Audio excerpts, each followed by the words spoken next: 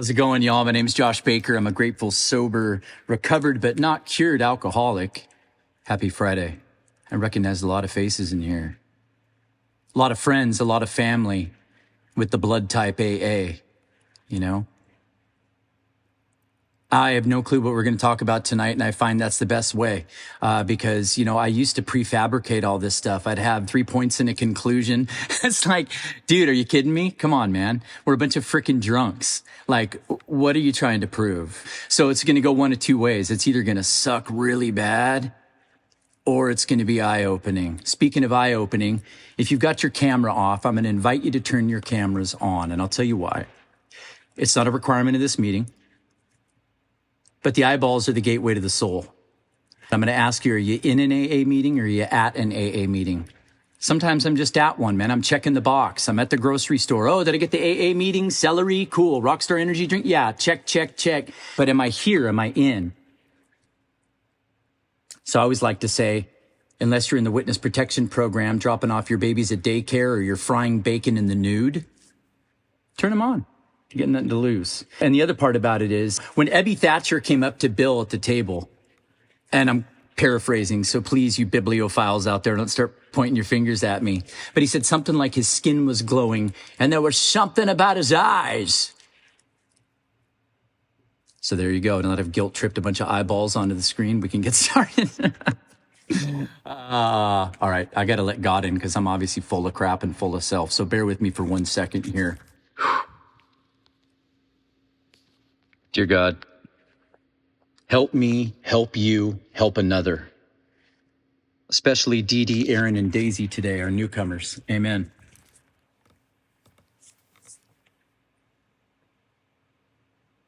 Being new's hard. And sometimes being old is hard. Because we have that same problem. Am I in my first 30 days or am I in my last 30 days? Which one is it? I can tell you that alcohol used to work for me, used to work really well. And it took an 11-and-a-half-year-old boy who was scared of his own shadow, that grew up a Navy brat, 13 different schools, was molested, all of this stuff that I thought made me an alcoholic. Now, if you're new, especially those three that I mentioned, I don't believe any of those things made me an alcoholic. Now, asterisk, I do think they caused me to get a little bit thirstier at a younger age. I'm going to give it that. Because I was going nowhere fast as a young man, but something changed in me. It wasn't the first Tupperware cup filled with Carlo Rossi Burgundy wine. It was the second one. And there was something about that at my buddy's house. It did the trick. And it's like a light switch flicked on. Sometimes we hear in these meetings, everyone gets all poetic about it. They're like, my shoulders dropped 2 inches. I exhaled for the first time. Like, come on, man. But I fit. I finally fit. It's like you sanded down the edges of my puzzle piece and I could have snapped in anywhere. It was the medicine. It was the medicine that worked. And I know we've heard this. And by the way, this is a copycat program. I'm not saying anything unique here. It's a copycat program. Just make sure you copy the right cats. But they say magic, medicine, and misery. The 3 M's. Magic is that young kid that finally was like, oh, is this how real boys feel? Is this the missing vitamins? Is this a solution that's going to make me feel whole? And the answer was yes. But then it became medicine because I had to drink, because I suffer from the phenomenon of craving, the mental obsession, yada, yada, yada. Once I start, I can't stop. And once I stop, I can't stop starting. And that's the misery go round that keeps me ill. But I have that mental obsession that tells me, hey, man, it's Friday night. You can have 2. You see, I stopped lying to myself. It was no longer 1. It was 2. You can have 2, Josh. Why is it always 2? I used to tell myself I was going to go to the bar and have 2 pitchers of beer and shoot pool with the boys and wait for traffic to die down before I went home. But I would drive right past my house and wave to it and go to the bar. I wasn't waiting for traffic to die down. I was waiting for the pain to die down. And I was trying to silence. And it's a great lie that I believed. I'd roll into the bar around the crack of noon, about 30 minutes after I got up out of bed. And I had a job that allowed for that type of truancy. But I'd go and I would drink, and then one or two, and then oblivion. And it's interesting. I used to drink at really crappy bars, ones that had like black mold and had like this faint scent of cat urine. Because it was like, if they were a throwaway bar, a tavern that was just nasty, I could walk in. It didn't matter what I looked like or smelled like. I was better than. And I remember coming into the bar and I remember telling myself, look, I know it's my niece's birthday. I got to leave by 7:30, man. I got to. I know I've got an important meeting tomorrow. I got to. I know it's my kid's birthday tomorrow. I got to. And 4:30 rolls around. I'm crawling out of some stranger's bed looking for my frickin' socks. My head's all hazy. And the blue hue of the morning starting to kiss the horizon. And you can hear the car ignitions firing off in the background. You can see responsible dads and moms with briefcases. Who the hell still carries a briefcase? That guy does, on his way to the Mini Cooper. And I can see condensation coming off the back of the tailpipe. The rest of the responsible world is doing what the rest of the responsible world does, and I haven't even been to bed. And then the birds. You remember them? Now, I'm no Dr. Doolittle, so bear with my translation services here, but it sounded like this. Tweet, tweet, tweet, tweet, tweet, tweet, tweet, tweet, to the average normie. To me, it sounded like this. Tweet, tweet, tweet. You screwed up again, dumbass. Tweet, tweet, tweet, tweet, tweet. And off to bed I went. And I proceeded to leave multiple voicemails on my manager's phone that I wasn't going to be in sick. And they always started out elaborate, and the more I slurred, I finally got it down to like, not coming. Wasn't enough opportunity to slur. But wouldn't it be amazing if that was the only problem for the alcoholic? If all I had to do was stop drinking? Let's be honest. Is anybody here right now that thinks that that's just the magic? Especially some of the new folks. I'm just going to stop drinking and everything's going to be A-okay. Don't be shy. Isn't it funny that alcoholics are the shyest bunch when they're sober? But goddamn, you put them in a bar and get them hammered, they're dancing nude on the tables. You can raise your hand. It's fine, I promise.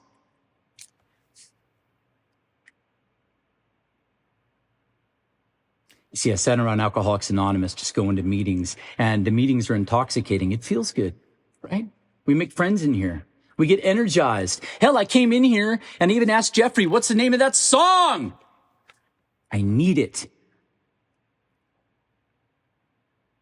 But eventually the novelty wears off, doesn't it? Not that guy again. Not her again. Oh, here she goes. Oh, here he goes. At the very end, he's going to say, if you want what we have, you might as well do what we do. And what we do is the first 164 pages of the book, precisely as written, not how we think it's written. And then I'm judging you all, man. And then I've graduated. I'm different. You see, the drink was never the problem. I had a drinking answer, and that was my problem. Now, don't get me wrong. If I drink today, I'm going to die. It's a pretty big problematic answer to have, but it wasn't the root cause, man.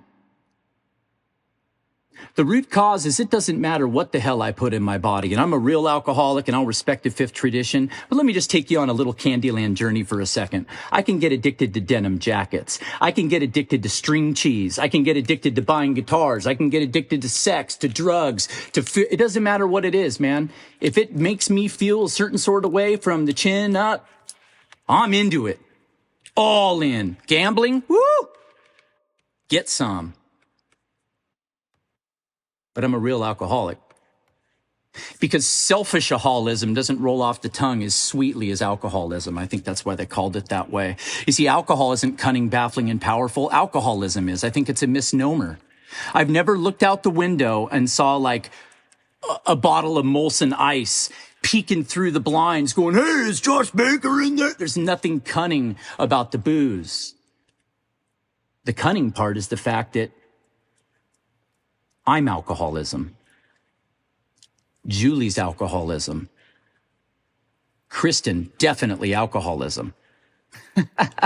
Sydney, jury's still out. No, I'm just kidding, right? If you're here, you're here, right? It lives here. Alcoholism doesn't live in Michelob, it lives in the mind. Doesn't live in Pilsner, it lives in people. It doesn't live in beer, it lives in the body. I am alcoholism. There you go. Ugh. I didn't like hearing that when I was new. Well, you guys told me on the side of that bus if I had a drinking problem, I need to go to... Yeah. Bait and switch, baby. Just kidding. But honestly, right? Can you imagine if you told people, if you have an alcohol answer, come to Alcoholics? People would be like, I'm good. Because we don't understand what we don't understand. And we don't know till we know. And I sat around these rooms for over a decade, and I just sucked the love and life and information out of you like a freaking leech, like a vampire. And I would parrot all the things that you'd say. And for an hour, I was the poster boy of Alcoholics Anonymous. And the other 23 hours out of the day, I was a piece of trash. Because the tongue in my shoes didn't match the tongue in my mouth.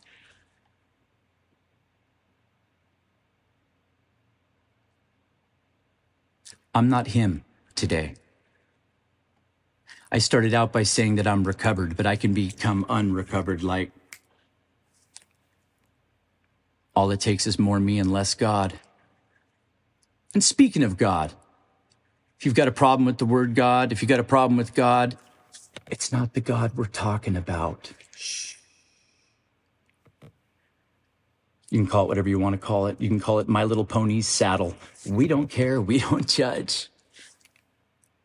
But we only sell one thing here in Alcoholics Anonymous, and it's spiritual awakenings. As cheesy as that sounds, there you go. I just ruined the movie for you, kids. It's not Levi's. It's not Shamrock Shakes. It's not diamond rings.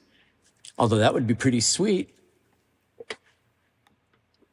Could you imagine flashing some diamond rings while you're drinking a Shamrock Shake right now in this meeting? Ooh, bliss.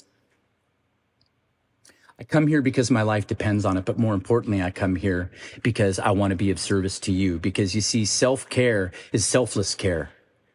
When I'm not thinking a little old me, it's not about paraffin-dipped fingers and, Brazilian butt lifts and facials and,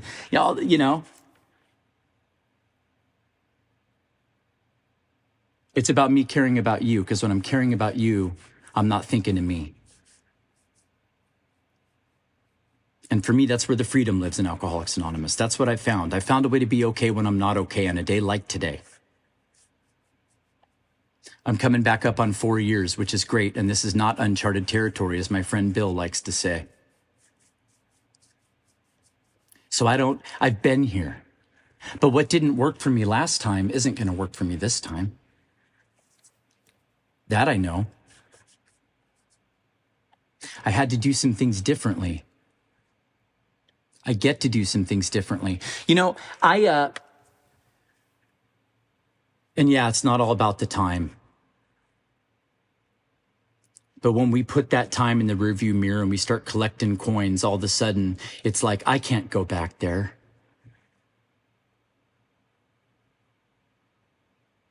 I was mowing the lawn and I went into the bathroom on one of those days where I had no mental defense against that first drink. And I opened up the medicine cabinet and I was looking for Zyrtec because I'm a crappy caveman. My nose was running. My eyes were itched. I was hurting because I was mowing the grass and I whatever. So my genes are a little quirky. And I didn't find any allergy medicine, but I'll tell you what I did find. I found a little pill bottle prescribed to my son for a broken arm. See, I'd let my guard down. And more importantly, I'd let my God down. I'd let myself down. I was just crunchy. I was so fibrous and flammable. You could have lit a cigarette 10 miles away and I would have combusted. And my son didn't need one of those pills. He was clearly more manly than I was. And you know how I know? I counted. And then I had what I recall as an out loud conversation with this pill bottle. I don't need you. See, powerful boy, power, out of the bathroom, power. I waltzed back in, an hour and a half left. And I threw that down the hatch. Sobriety gone. No mental defense, no spiritual defense, no physical defense, not even a thought. There wasn't a cloud in the sky that day, folks. And over the next 4.5 years, I was suicidal, attempted to kill myself. And I know that's not everybody's story, but it is mine. I destroyed my ex-wife. The trust would never be rebuilt. I lost all the trust and the adoration of my children, all 5 of them. It's a lot, I know. Stork just kept dropping them off. Don't blame me. But most importantly, I lost me, man. I lost me. I lost that guy that had hope in his heart. I lost that guy that was like, I'm worth something. You're worth something. You see, I don't think sobriety is a gift. I think it's a grant because there's conditions to keep it.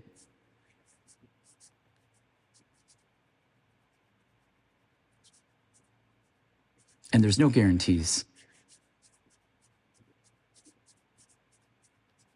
I got one of those law, liver, lover, livelihood. There you go, Bill Swan, Liechtenstein, lemonade, llama fur, pick an L word. And my now ex-wife, which by the way is an anti-promise when you F around and find out, said, go back to AA or else. Ugh. Anything but AA. Anything. Spiritual journey to Peru, ayahuasca journey. Give me anything, not AA. No. Problem is, this is the only thing that works. That I found. You know, I found 2 successful treatments. Let me take that back for alcoholism. AA and alcohol. The results may vary. But I came into AA, and you see, I was in that lonely trench. You know the trench, right? I'm not doing the steps, I'm not doing the program, and I'm not drinking. That is a death sentence. It's slow suicide for the real drunk. No solution? Oh, God. Who's here that feels like that right now? Statistically, there has to be at least 3 of you. You're not going to do the work, or you don't want to, or you're sitting on a step. You're just like... But you're just one of those no matter what cats, too. I'm not drinking no matter what. See, I'm part of the other no matter what club. I drink no matter what. I destroy relationships no matter what. I drug no matter what.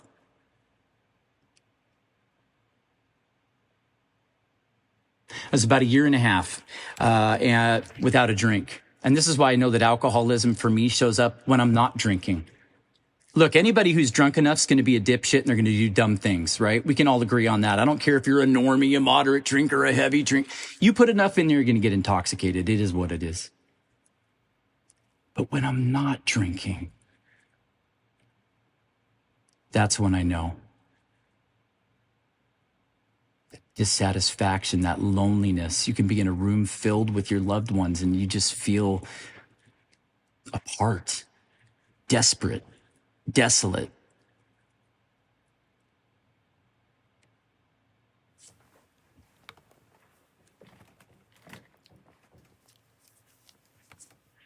You see, the reason why I asked you to turn your camera on is when I came into these rooms, I had a black screen, probably an eggplant emoji, a couple wingdings, and an exclamation point. I didn't want to know you, and I certainly didn't want you to know me. But then I heard that sweet AA music. You know the song. No, I'm not talking about me. I'm talking about when someone tells you your story through their lips. And you can no longer deny that you're one of us, that I'm one of you.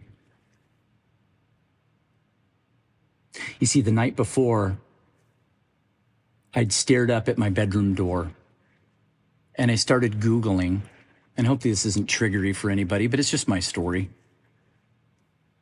A belt or a necktie with a knot over it over the door, which one's going to work? And the only thing that stopped me was the fact that I knew my 2 oldest boys would have to push my dead weight out of the way for their mother to get in the bedroom. 1.5 years with no drink. I heard a story about a gal who had 32 years, swan dove off a bridge. Heard a guy in a meeting the other day that had 52 years. Now he's back with 6 months. There's never going to be enough time for me to stack in the rearview mirror that's going to make me immune from me. There's never an amount of knowledge I'm going to be able to pack into this brain that is going to out-trick the other side of the brain. I am exchanging company secrets across enemy lines. Boom, boom, boom. Broken brain with a broken brain. It just ain't going to happen. Now, knowledge is important. I'm not one of those weirdos that comes in here, dumb it down, man, frontal lobotomy. No, I had to know that I belonged. If I didn't know I was one of you, there's no way I was going to have the courage to do that damn work.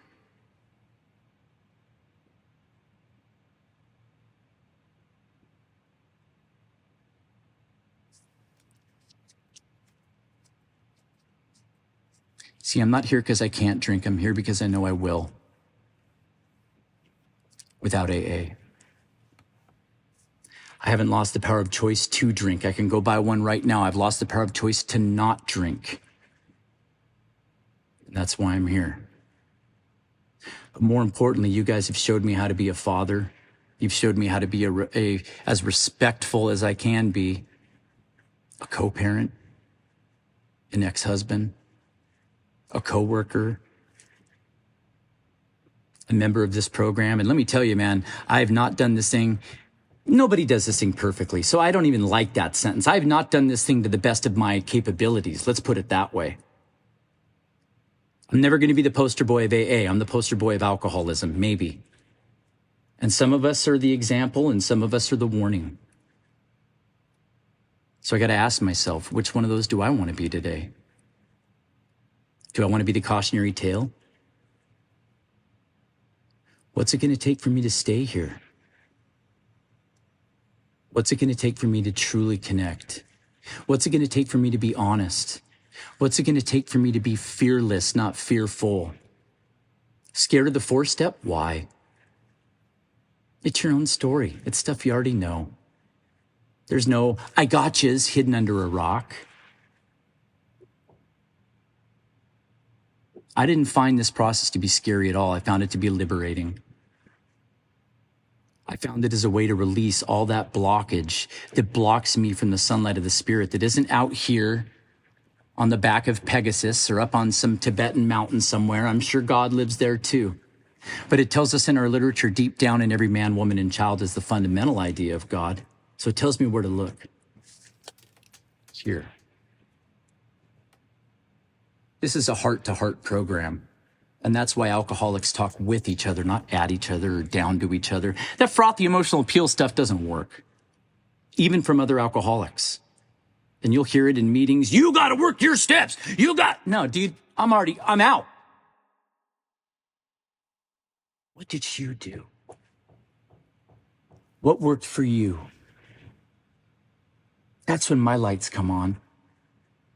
We don't force anyone to do anything around here.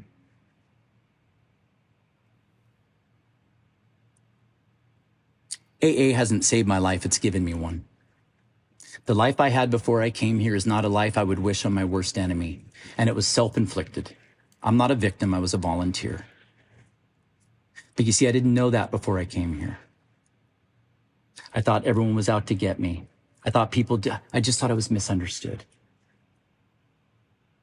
And to some extent, some of those things may be true. I'm kind of weird, that's okay. But I'm real.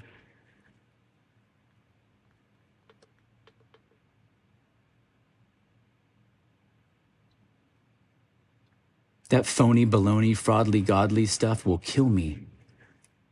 I had to find a higher power that I could do business with, more importantly, one that I trusted to do business with me. And you guys gave me the recipe. You didn't hide it. You told me what to do, but it took an Indiana Jones of a sponsor, because this damn book's written in hieroglyphics, man. We smile at such a Sally, here lieth the Hampshire Grenadier. I picture everyone's, yeah, see, in like 1920s accents reading that damn thing, right? But it's a book of spells. It's a different type of magic. Look, if you're in Alcoholics Anonymous and you feel like a dog turd on the lawn of life, welcome home.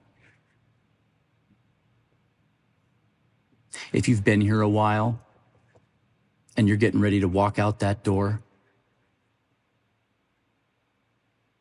stay.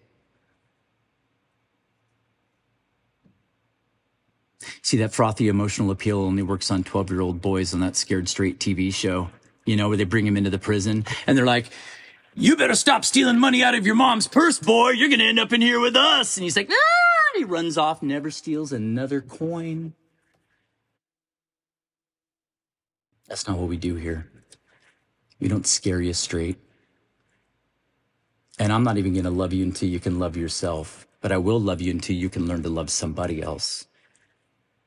And by learning to love somebody else, magically you'll love yourself. This is a paradox program. It doesn't make any freaking sense. It's like living in an upside down world. All the things that I thought applied don't. No wonder why people on the outside, you're going to your cult meeting? Hell yeah, I am. I'm going to sacrifice a couple of lambs and do a chant. You know, whatever. Some of us need a brainwashing. Some of us have moral dysfunction, all right? But this is a spiritual deal. When I can access that spirit, that new drug, that's what I call it. And I know it's blasphemous. But I got to snort God. I got to smoke God. I got to drink God. I got to take it in. That is the new solution for this kid. You know, if I'm not taking in that higher power, that sunlight of the spirit, if I'm not living there to the best of my ability by doing a few simple things, I'm not going to be here long. Not because your book says it. My history says it. See, this is not a program of education. It's a program of application. We become verbs. This program takes me, anyway, this is my belief, takes us from being nouns to verbs. You know, we get into action, especially when we don't want to. How am I doing on time there, Jeffrey? Beautiful. This is going to be the best 2 minutes of all of your lives. Probably not. Look, AA works, even if you don't think it works. What if I told you the third step works, even if you don't believe? Everything magical in this program has been lived forward and understood backwards. 2 and 3 didn't mean jack squat to me until 6 and 7. 6 and 7 didn't mean anything until I got into the action of 8 and 9. And 8 and 9, what the hell's that? 10, 11, and 12. Living in that program. Not the maintenance steps, the growth steps. My spiritual condition as a result of coming to AA, sometimes it's 1 step forward and 2 steps back. Let's be honest. We're human. There aren't any saints in Alcoholics Anonymous, but there are plenty of angels. See at least 3 or 4 of you in this room. I'll end with this. Why not? Why not? If you've never done the work, if you don't have a sponsor, why not? Maybe just try it. I can guarantee you your life will change. And that's a promise. Thank you so much, Jeffrey, for asking me to come in today as your runner-up, batter in the box boy. My name's Josh Baker. I'm an alcoholic. That's it.